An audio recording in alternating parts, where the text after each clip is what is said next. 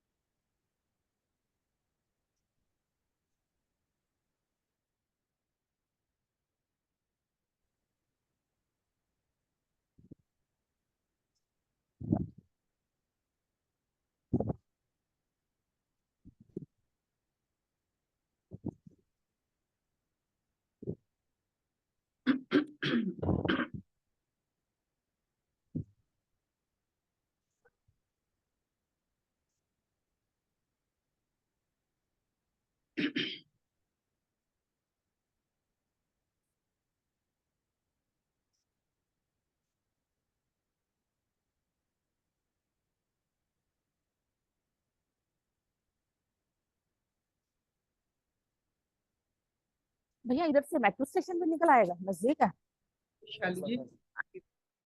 ये जो। हाँ, हरिओम अर्पिता, हरिओम सब प्रेमियों को। देखो कैसे सो सब रहा लोग है। प्लीज म्यूट करिए। सुनीता खेरा आंटी म्यूट करिए प्लीज। ज्योतिदास आंटी। हरिओम सभी को। हाँ आंटी म्यूट करिए प्लीज। सिमी आंटी आप प्लीज करिए। सबको हरिओम। हम लोग आज गीता का छठा अध्याय में 11वां और 12वां श्लोक साथ में पढ़ेंगे।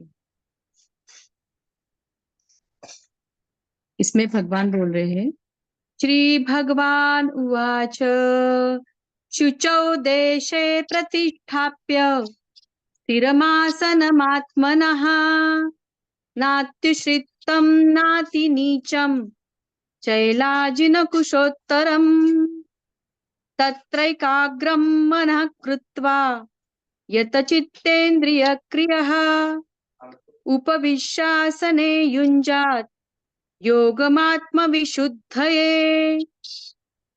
शुचौ देशे प्रतिष्ठाप्य स्थिरमासनमात्मनः नात्युश्रितं नातिनीचं चैलाजिनकुशोत्तरम् तत्रैकाग्रं मनः कृत्वा यतचित्तेन्द्रियक्रियः उपविश्यासने युञ्जात् योगमात्मविशुद्धये। शुद्ध भूमि में जिसके ऊपर क्रमशः कुशा, मृगछाला और वस्त्र बिछे हैं, जो न बहुत ऊंचा है और न बहुत नीचा, ऐसे अपने आसन को स्थिर स्थापन करके उस आसन पर बैठकर चित्त और इंद्रियों की क्रियाओं को वश में रखते हुए मन को एकाग्र करके अंतःकरण की शुद्धि के लिए योग का अभ्यास करें। हरिओम।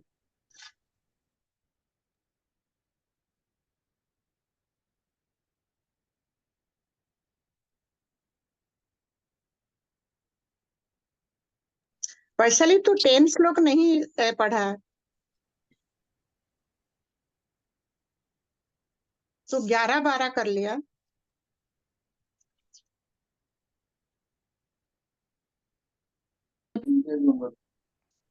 आंटी मेरी आवाज आ रही है? हाँ 10 श्लोक पढ़ना है क्या आंटी? क्या हाँ, कैसे 10 करेंगे? 10 पढ़ना है, आज 10 पढ़ना है, कल 9 खत्म है। ओके आंटी, हम लोग 10वां श्लोक पढ़ेंगे। गलती से मैंने 11-12 पढ़ लिया। योगी युञ्जित सततात्मन् आत्मानं रहसि स्थितः एकाकी यत चित्तात्मा निराशीर परिग्रहः। योगी युञ्जीत सतत आत्मानं रहसि स्थितः एकाकी यत चित्तात्मा निराशीर परिग्रहः। आंटी पढ़ा था आप शायद, मुझे लगता है। ठीक है, जो भी है। पढ़ा था क्या अर्पिता? मुझे लग रहा है कि पढ़ रहा है। कल पता पढ़ा नहीं, था। मुझे लगता है सब पढ़ा ही हुआ है आंटी, मुझे समझ में ही नहीं आता है। ना ना नहीं पढ़ा था, मैंने लिखती हूँ ना। अच्छा ठीक है। मन और इंद्रियों सहित शरीर को वश में रखने वाला आचार रहित और संग्रह रहित योगी अकेला ही एकांत स्थान में स्थित होकर आत्मा को निरंतर परमात्मा में लगावे। हरि ओम।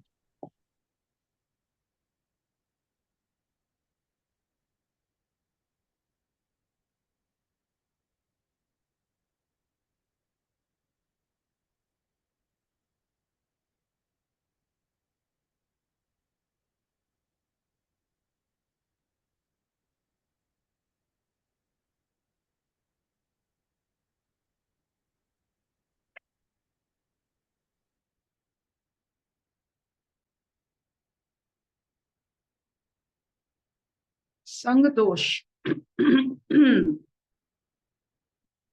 सबका होता है, सब में रहता है। जिसके साथ हम रहते हैं उसका असर हम पर पड़ता है। जैसे बारिश की बूंदे जो होते हैं कितने साफ निर्मल होते हैं, लेकिन जिसके संग पड़ते हैं वैसे ही हो जाता है। जितना भी शुद्ध क्यों ना हो, संग के कारण अशुद्धता उसमें रहती। तो हम भी संग दोष में जिसके साथ रहते हैं, चल वस्तु हो मनुष्य हो, उसका दोष हम पर लगता है। तो एकांतवास अनिवार्य है। जैसे हम एक रूम में हैं और दूसरे रूम में बहुत सारे लोग हैं, उसका वार्तालाप हमें सुनाई देता है, इसका मतलब एकांत नहीं। एकांत एक ऐसी जगह है जो आपको कोई ढूंढ ना पाए, आपके सिवा और कुछ ना। जैसे पांडवों ने एकांतवास किया।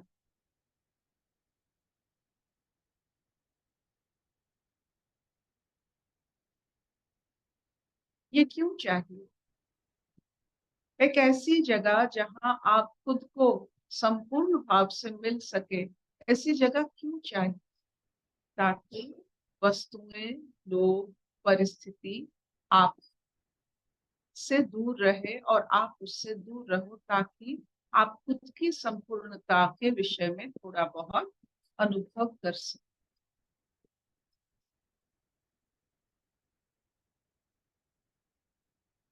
और ये एक दिन का नहीं, एक समय का नहीं, हर दिन चाहिए। इस एकाग्रता की वजह से मन तन दोनों साफ होता है। अगर सफाई किसमें होती है तो एकाग्रता की वजह से, जो एकांत से आती।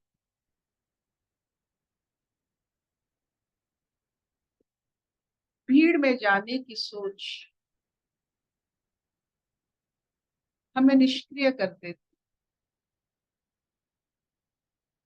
और जितना एकाग्रता में हम जाते हैं, हम अपनी पूरा वैभव, ऐश्वर्य, पूर्णता, इस सब अनुभव करके अपना जीवन को सार्थक करके अपना समय बिताते हैं।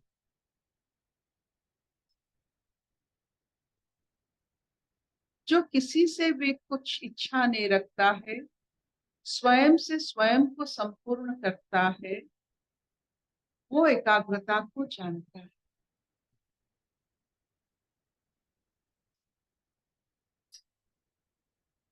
ये संग दोष अगर खुद से लग जाए,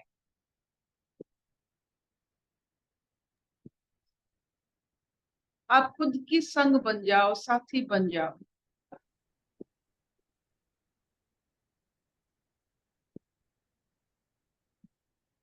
इससे बेहतर स्थिति शारीरिक, मानसिक और आध्यात्मिक नहीं हो सकता है, जब आप खुद खुद के मित्र बन।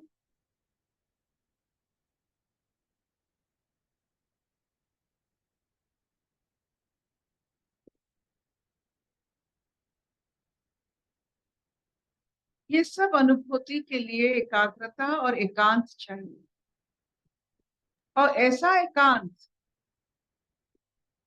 जितने मिनिमम वस्तुओं के साथ आपका दिनचर्या होता है, उतना मन एकांत में जा सकता है। जितने वस्तुओं के साथ आप समय बिताते हो, आपका एकाग्रता जो आपके लिए अत्यंत जरूरी होता है, वो नष्ट हो जाती है। जैसे साबुन से तन साफ होता है, एकाग्रता से मन साफ।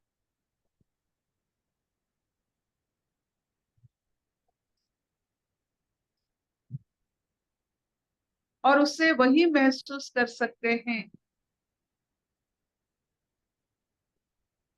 जो एकांत पसंद करते हैं। अलोननेस, लोनलीनेस नहीं। किसी की विरह में समय बिताना एकांत नहीं है, अकेलापन। विरह ना हो, अपने आप को संपूर्ण मानना, किसी का अपेक्षा ना करना, वो एकांत। तो आध्यात्मिकता अगर मुझे पूछा जाएगा तो क्या है? A journey from loneliness to aloneness.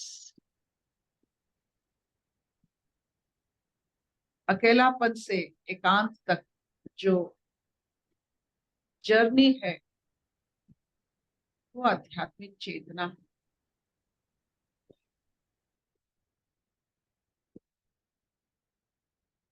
जो वस्तुओं के अनुग्राही होते हैं,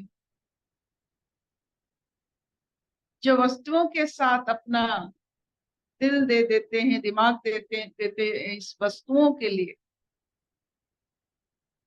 उनको एकाग्रता समझना बहुत मुश्किल है।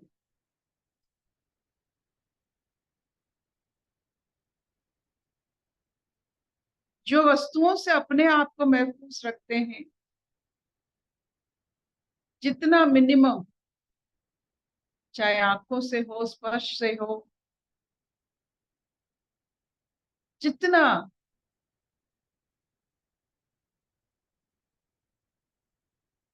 वो एकांत अनुभव कर सकते हैं।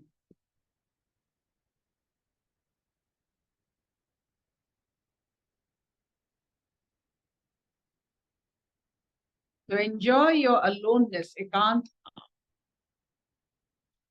फॉर एकाग्रता, फॉर प्यूरिफिकेशन ऑफ माइंड।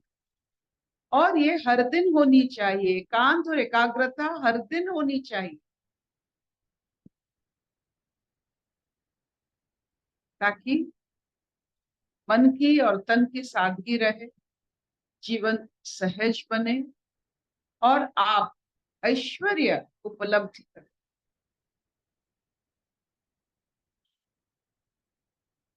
सूरज की रश्मि के सिवा हमने जितने ऐश्वर्य के बारे में पढ़ा है, सुना है, अनुभव करने की कोशिश किया है, मुझे सबसे लगता है सूरज की जो रश्मि तेज ताप होता है, उससे बड़ा ऐश्वर्य कुछ नहीं। अंधकार होने से कोई ऐश्वर्य कुछ झलकता नहीं है। बिना सूर्य कुछ दिखता नहीं है, ऐश्वर्य क्या है?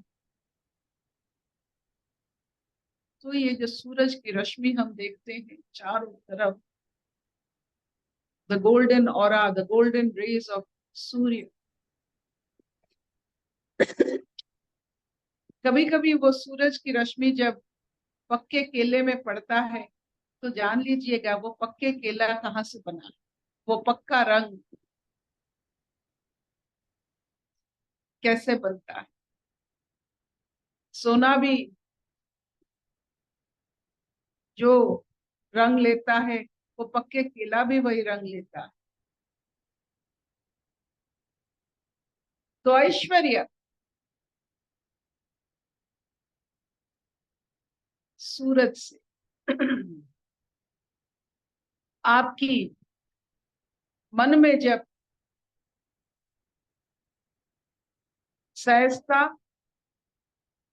और वो खुल देता है आपकी चेतन को, मन सहज हुआ था चेतन खुला, वो जो चेतना आप अगर उसे अनुभव कर सकते हो इस एकांत और एकाग्रता की वजह से, और इसमें जो आपकी प्यूरिफिकेशन होती है, तो जिसको वो पल अनुभव होता है विद्युत पुंज के तरह, उसके हर कोश में एक लहर खिल जाती, आनंद लहर।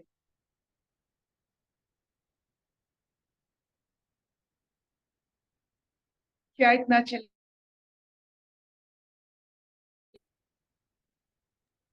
आज हाँ। राधाष्टमी, जो राधाष्टमी के व्रत करते हैं उनको बधाई हो। आज हमारी सासू माँ की श्राद्ध है, तो अभी हम चलेंगे श्राद्ध को। मेरे भाग्य में देखिए, एक अष्टमी में माँ गई, एक अष्टमी में मेरी सास, तो ये अष्टमी हमारे लिए बहुत मायने रखती। एक शुक्ल पक्ष अष्टमी में हमारी सास गई थी और कृष्ण पक्ष अष्टमी में माँ। ये अष्टमी तिथि बहुत ऐसा तिथि है जिसमें कोई भी बीज उसका जो मूल है वो पकड़ता है। The 8th day is a very important day, चाहे वो कृष्ण पक्ष हो या शुक्ल पक्ष हो। 8th डे इज वेरी, कोई भी अंकुरित बीज वो मूल पकड़ता है। अशतो मां सद्गमय तमसो मां ज्योतिर्गमय मृत्युर्मां अमृतंगमय। सर्वे सुखिनः सन्तु, सर्वे सन्तु निरामया, सर्वे भद्राणि पश्यन्तु, मा कश्चित् दुःखभाग् भवेत्। ॐ शान्तिः शान्तिः शान्तिः। कोई प्रश्न है? एकांत एकाग्रता हर वक्त चाहिए सफाई के लिए।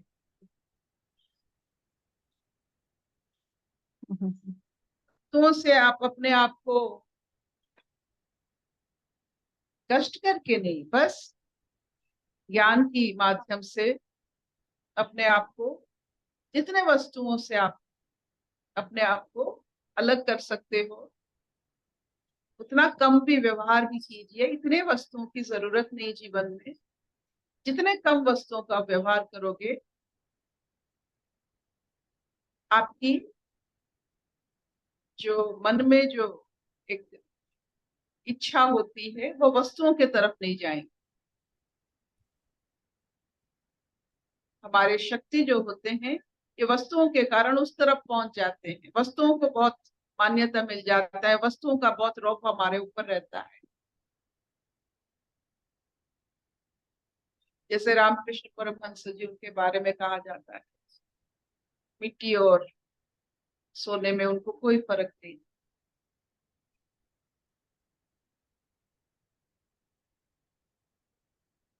That is a purified state of being. जब आपके ऊपर कोई वस्तु का असर ही ना, चाहे मनुष्य हो, चाहे कोई भी।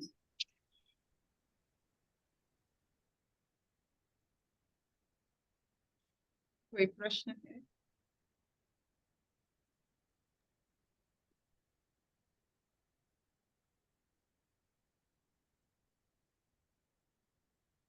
एकांत और एकाग्रता अपनी शौच होता है।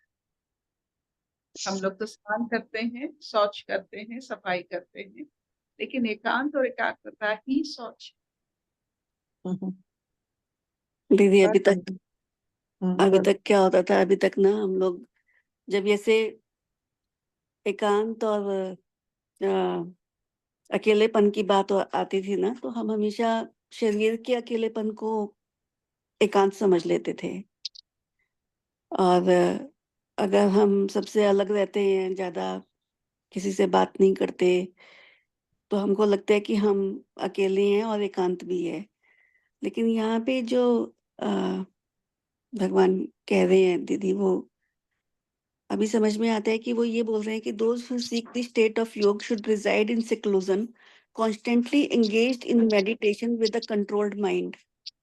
मतलब constantly engaged in meditation, जो माइंड मेडिटेशन में हमेशा एंगेज रहता है, जो एकाग्र रहता है, जो कि अपनी इंद्रियों के तरफ नहीं भागता, या जो सांसारिक विषयों में बहुत ज्यादा संलग्न नहीं होता है, जो सिर्फ अपने ऊपर नजर रखता है, ऐसा जो माइंड है, वो माइंड एकाग्र ही होता है, वो माइंड अकेला ही होता है, वो माइंड एकांत में ही होता है। और वो माइंड के साथ वो जो शरीर है एसोसिएटेड, वो शरीर चाहे 1000 लोगों के बीच में रहे, चाहे 1000 कामों में भी संलग्न रहे, लेकिन वो होते हुए भी वो हमेशा एकांत में ही स्थित होता है। तो such is the state of a yogi, यहाँ पे भगवान बोल रहे हैं दीदी। तो ये पहले समझ आता था कि ना, पहले ये लगता था कि अगर जैसे हमने सुना है कि अकेले रहना, या गुफाओं में चले जाते हैं योगी लोग, हिमालय में चले जाते हैं, तो वो वहां पर बैठ के अकेले में साधना करते रहते हैं। तो हमको लगता था कि हम भी ऐसे अकेले में रहेंगे और साधना करेंगे।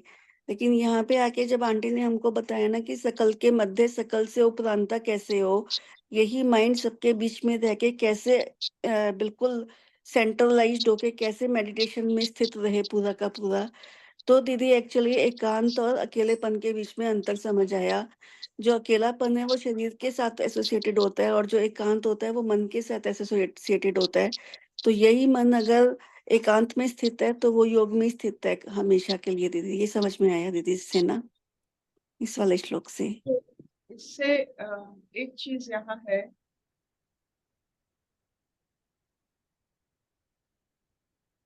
जितने कम वस्तु हम व्यवहार करते हैं, वस्तु दोष है, सब वस्तुओं का हम पर एक असर होता है। तो इसीलिए पहला स्थिति ये है कि हम जितना कम वस्तु व्यवहार करें, it's very important to minimise your need.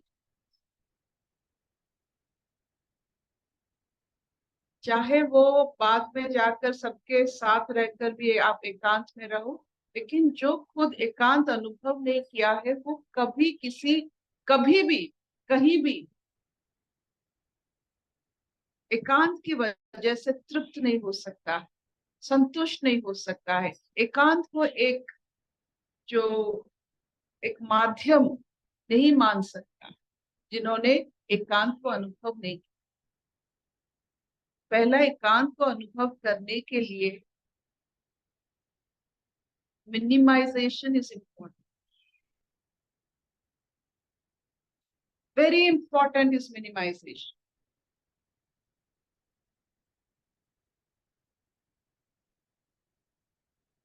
हर एक व्यक्ति को ये जानना है कि उसका मिनिमम क्या हो सकता है, वो मिनिमाइज करके अपने सांस से लेकर भोजन से तक कितना मिनिमाइज कर सकता है। Every person should know his or her minimum need।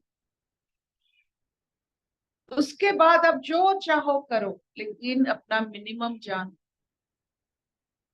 जो मिनिमम जानता है वो मैक्सिमम जान सकता है। इसीलिए पहला दौर है अपने जीवन को जानने के लिए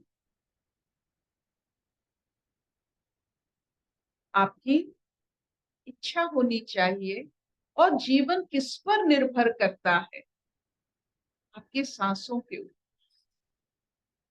जिसके ऊपर जीवन है उसको ज्यादा जानने में आपका फायदा है।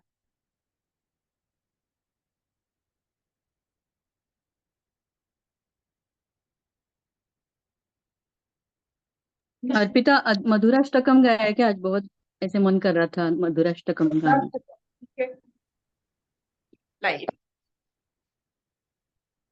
अधरं मधुरं वदनं मधुरं नयनं मधुरं हसितं मधुरं हृदयं मधुरं गमनं मधुरं मधुराधिपते रखिलं मधुरं वचनं मधुरं चरितं मधुरं वसनं मधुरं वलितं मधुरं चलितं मधुरं भ्रमितं मधुरं मधुराधिपते रखिलं मधुरं वेणुर्मधुरो रेणुर्मधुरा पाणिर्मधुरा पादो मधुरो नृत्यं मधुरं सख्यं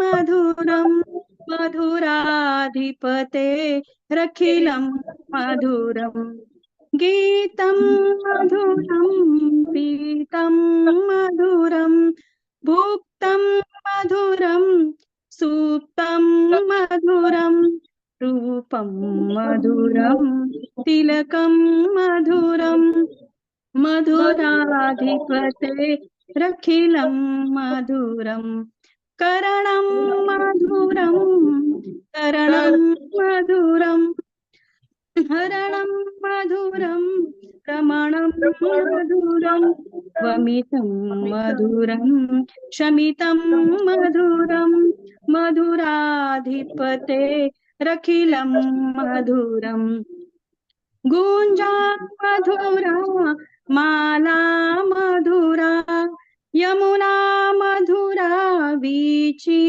मधुरा सलिलं मधुरं कमलं मधुरं मधुराधिपते रखिलं मधुरं गोपी मधुरा लीला मधुरा युक्तं मधुरं मुग्धं मधुरं दृष्टं मधुरं शिष्टं मधुरं मधुराधिपते रखिलं मधुरं गोपा मधुरा गावो मधुरा यष्टिर्मधुरा सृष्टिर्मधुरा दलितं मधुरं फलितं मधुरं मधुराधिपते रखिलं मधुरम् अधरं मधुरं वदनं मधुरं नयनं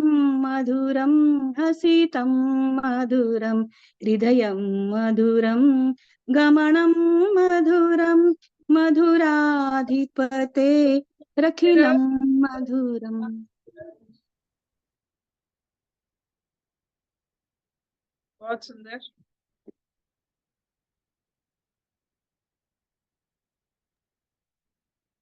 thank you mama, thank you.